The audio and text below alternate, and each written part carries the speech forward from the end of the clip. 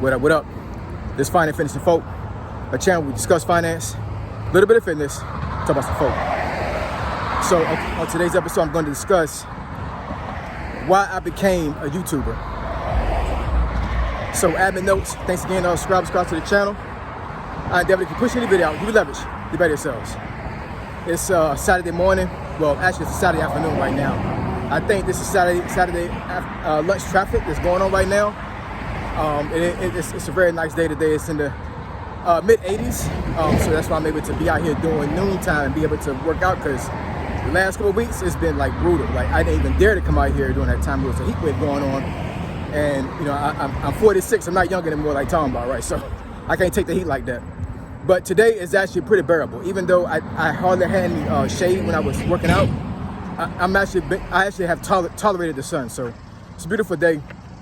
If you're in Northern Virginia right now, watching this video, yeah, go outside, y'all. Work out. There's a channel about finance and fitness, right? So that's one of the reasons why I come up on this channel a lot of times, more than 50% of the time, with my vest on, just finished working out, whether it be a jog, you know, weight training, whatever the case, right? Because I want to motivate you guys to work out and stay healthy, be healthy, right? And then also take some knowledge from some of the experiences that I actually experienced over time in my life.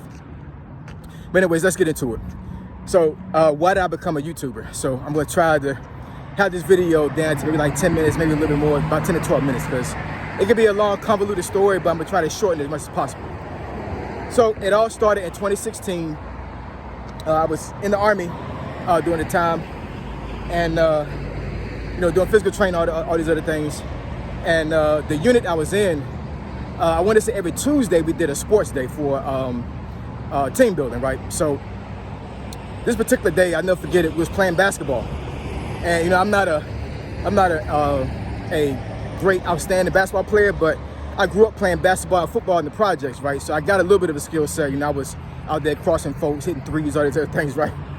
But so in the middle of me playing basketball, I started to feel this really, really sharp pain under both of my feet. It felt like somebody was taking the tendons at the bottom of my feet and just trying to stretch them till they almost rip. I'm not trying to be graphic or anything like that, but that's really how I felt. It was like the most excruciating pain I ever felt in my feet. And me being, you know, braggadocious, for lack of better words, and you know, didn't want to show any weakness, I just worked through it, right? So I'm literally limping around the court after I start feeling this pain, still getting buckets, still doing these things, but I'm in pain. I'm really in pain. Very next day, I'm limping into work, and my sergeant major asked me, you know, why you didn't go on sick call? Sick call meaning you went to the doctor. And I said, I got 2 meetings today. I can't miss those meetings, sergeant major. He was like, if you don't go to this doctor, I'm gonna take you myself. So I said, no, sergeant major, we be good. I'll go. He was a great sergeant major. I ain't even gonna front. Great leader. So anyways, I got diagnosed with plantar fasciitis. So I was on profile for about 6 months. Profile meaning I received a note from the doctor saying that I could not run for 6 months, and I was doing some rehabilitation, all these other things. While I was doing rehabilitation on base, at least three times out of the week, when I came home, I would go outside and I would walk, right? You know, trying to make sure I stretch my feet out and not have a whole bunch of pain when I go to sleep.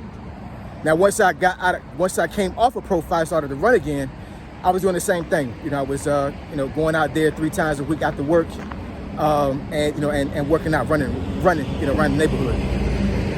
During these times I was running around the neighborhood, you know, I wasn't motivated. You know, the pain was there, but it wasn't there like it was before. But I was really getting like, I wasn't motivated. I really wasn't.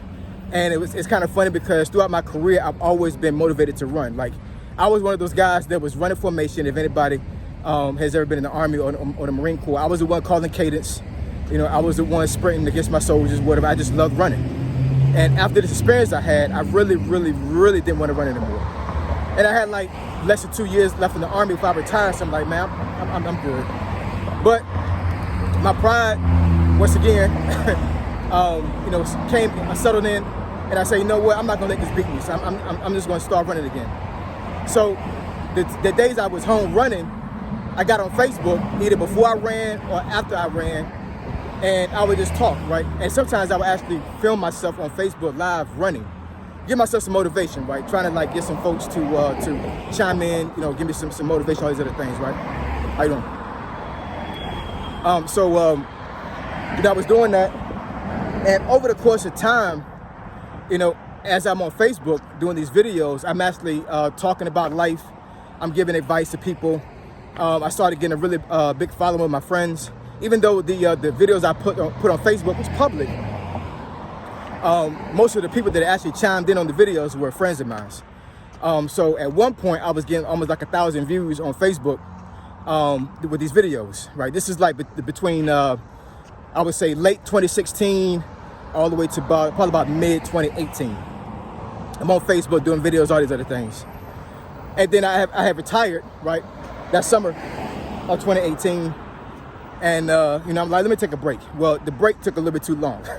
So in the course of about a year, I gained about 30 pounds.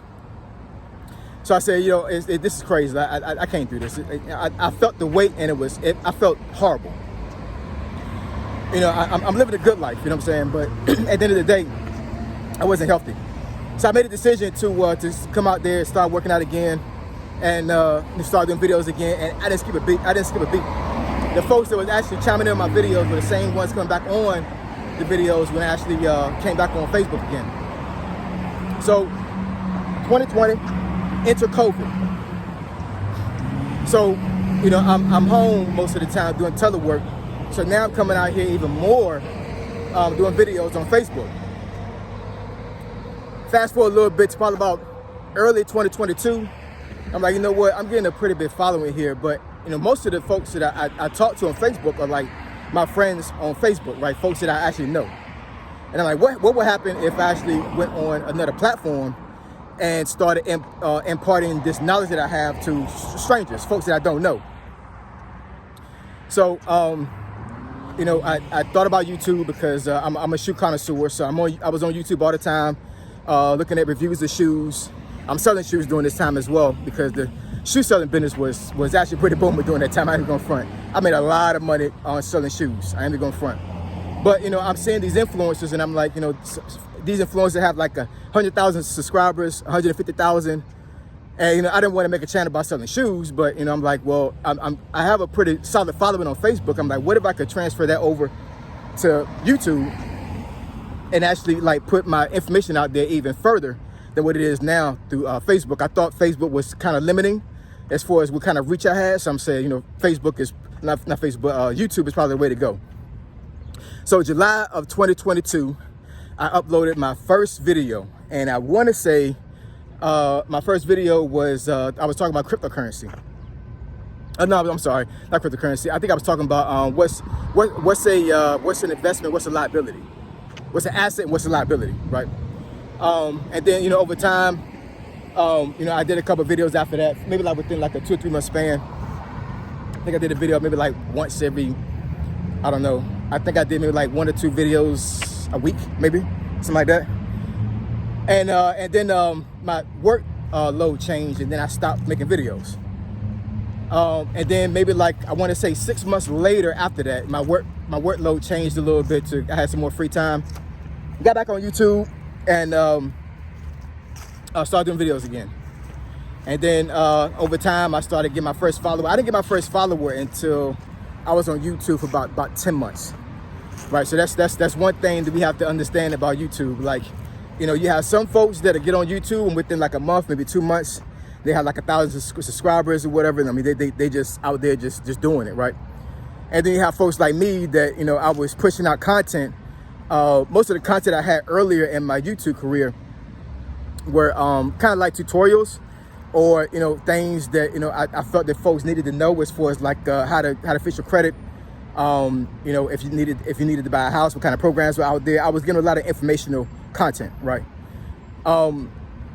And, you know, that's what I wanted to do. I just wanted to push information out there for Black men to better themselves.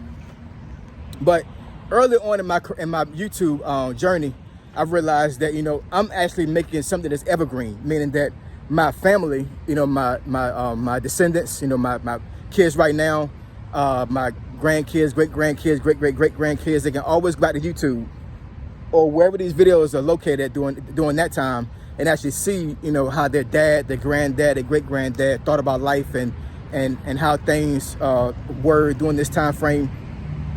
And maybe some of the information I put out there on Facebook, I'm not on Facebook, but on YouTube, actually can help them out during their present time, right? So one of the reasons why I really made this channel was for legacy, right? Just making sure that I actually have something that lives on after my demise, right? You know, the invention of social media and the internet as a whole. You know, I'm pretty sure a lot of folks that passed away during this time frame, you know, their family members can go back to the internet and find pictures, videos, you know, all kinds of things that, you know, that can remind them and you know, and actually give them the feeling of, you know, the person's still here. So that's one of the reasons why I wanted to do this YouTube thing for its legacy. And then also, you know, when I was on Facebook, I saw a lot of young black men was commenting on my videos and let me know that they appreciated my information. They was taking information and using it. And I said, well, why don't I just go ahead and put it on YouTube and reach the masses a lot more, right? And, you know, to try to impart information into young black men to help them better themselves. Because I saw that a lot of young men out there was actually having some issues in life. I think Gen Z is like, they're really taking it's really taking a toll in their lives when it comes to how the pandemic has messed up their mental to a certain degree. You know, I think a lot of young black men are lazy. I mean, you tell me something different, right? I think the workspace is definitely a lot different than what it was when I was younger. But at the end of the day, I think a lot of young men these days don't have a lot of intestinal fortitude to push through a lot of diversity. I'm sorry, a lot of adversity. When they get pushed up against the wall, I think a lot of these young men, they fold, and they don't have, you know, they don't have a really good backbone to stand against the world. Because, like I said before in the previous video, the world doesn't owe us men anything. They really don't. We as men don't get any sympathy at all when it comes to life. So we have to have as much knowledge as possible in order for us to navigate this thing called life, to take care of ourselves, to take care of our families, and, you know, to build legacy, right? Be able to, you know, to be in a position to where, you know, we're being very responsible, and we're just doing things that we need to do to be able to live a good life for ourselves, and, like I said, for our families. So in a nutshell, that's the reason why I made YouTube, why I became a YouTuber. And of course, over time, you know, I'm sitting here like, if you know, I said I want to do things to build my legacy, but then, like, over time, I become somewhat of an influencer. And I think that's one of the things that I think folks need to realize when they come on YouTube and they decide to create content.